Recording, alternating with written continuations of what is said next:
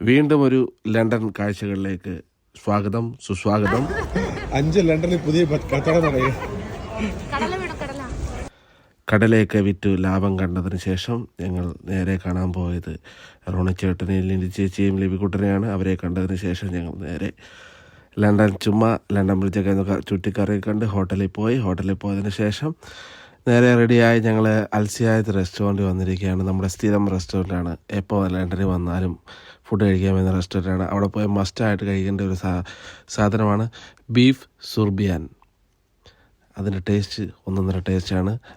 അതുപോലെ തന്നെ പൊറോട്ടയും പള്ളിക്കറിയും, ബീഫ് പള്ളിക്കറിയും വെറൈറ്റിയാണ്.